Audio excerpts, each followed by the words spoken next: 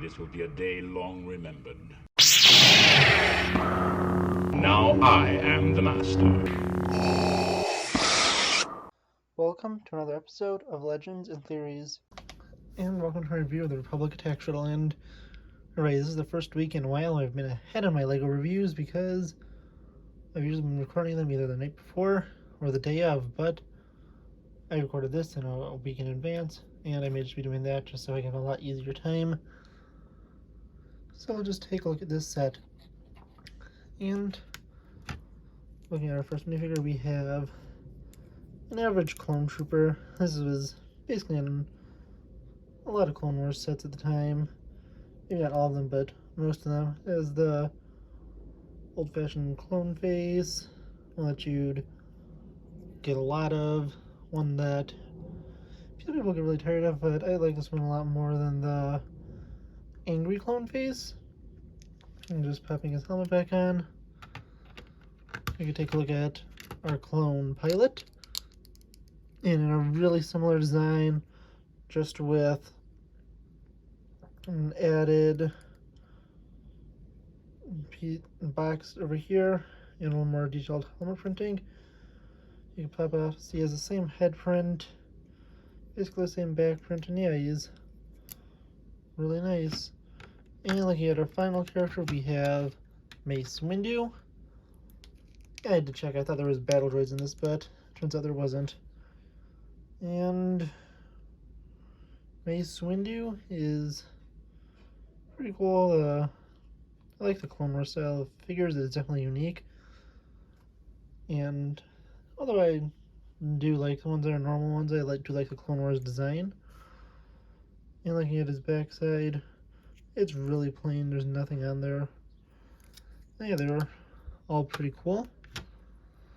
Let's take a look at the main build of the Republic Attack Shuttle. And moving it forward, you can see it's a really cool design. Let's make it better in frame. That's about as good as I could get. At least with how far I could go back. Push it back a little. Angle this up a little more. Okay, good. And with it, you have the access to the cockpit where you could just simply fold this up. And then you just take the weapons out of the clone's hands. That's not good. And you can just put them inside of... Yeah, that's really not good. Let's grab these. Grab them and you put them inside and then close it up. And it looks good in the end. You can also access the inside of this, but we'll look at that in a minute. The front of this is movable, but it's mainly just a function of how it's connected. It's not really supposed to do it.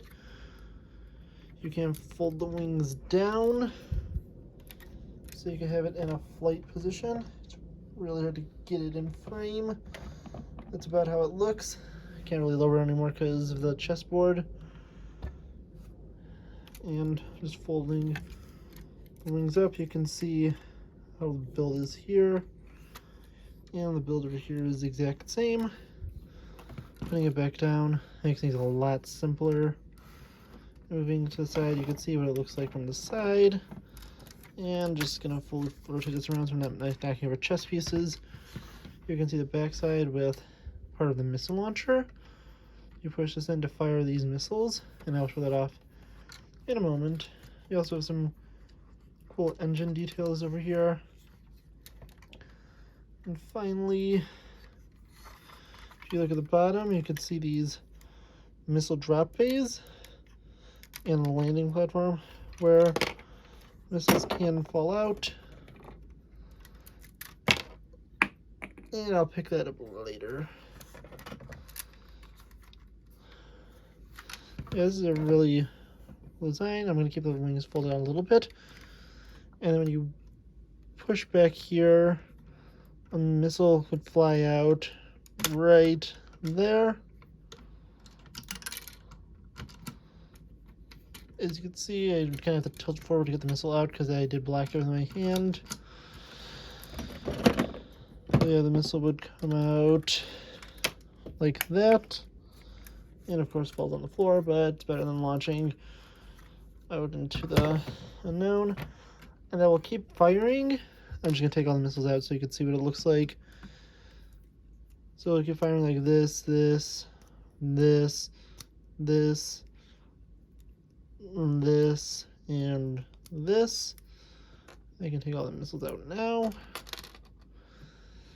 And once it's done, it actually falls out the bottom, so you can go and reload it.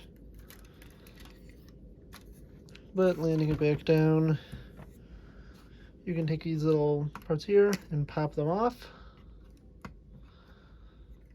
And then you can lift the back side and access the interior, where you can see the missile bays. Or when you pull this up, it makes it a lot easier to drop the missiles out. Although they can be dropped without it. It's usually only one that will fall out if it's not put in the right way or shaken around a lot, which is just what happened. And this is it when it's normal. And if we pick it back up and have to reopen the missile bays, you can see how they knock them out.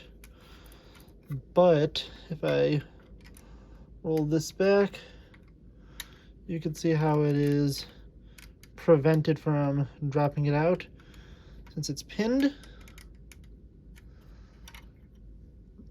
Yeah, that's really cool to do. And then you want to reload it, you just put the two back in. One of them is secured, and that's the method I couldn't fully remember. It's been a while since I've messed around with this, but I don't even know if you got that on the camera. I was looking at it directly. I may not have it in a frame, but you put them in like this. You push this down, and this one's secured, and this one will fall out. And when you move that up, it'll move the missile down. Another thing you can do is store the weapons in here. And you also see this is where the missile launcher will fall through. And you can store the two clone blasters here. There's another one I just think I had there. And finally, grabbing Mace Windu's lightsaber, you can put this here.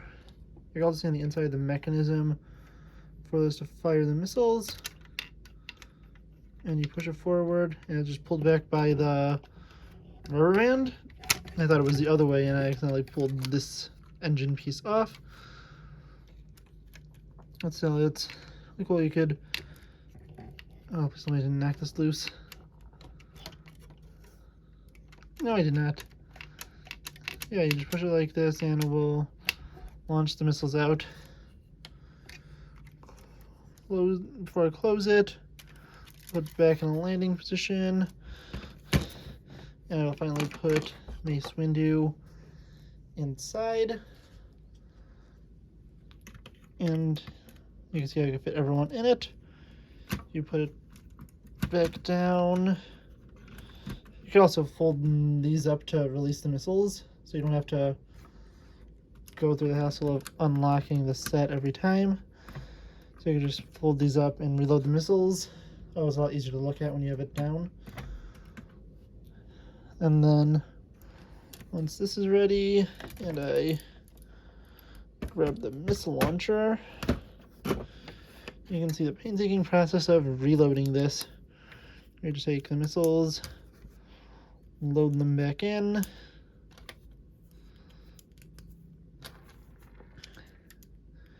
and do this. Another fun thing you can do is, instead of putting this missile in, you drop it in here. It may have to be a few more down, I can't remember. Yeah, it's a few missiles down. So I need to remember exactly how many. Might be here. You drop this down. I think it might just be actually a complete reversal. Sorry for the jump cut. I got interrupted and decided I'm going to figure this out myself off camera because it's don't want to keep messing around for a few more minutes, and I realized one of the black studs fell off over here. So that's an oopsie. But yeah, look at this, these turrets actually can turn. I think it's mainly because how they were attached and not intended to. And then if you have one missile up here and two or just one at the bottom, you can have this little missile launching system built into it. Of course, you'll have 4 missiles on the side, but you can get it and make it look normal, and you can maybe even close off the top if you wanted to, although I wouldn't recommend it. Sorry for another jump cut, I got interrupted again, but yeah, this is a cool little Lego set. Really enjoyed making this review. I do hope you enjoyed, and I'll see you all in the next episode of Legends and Theories.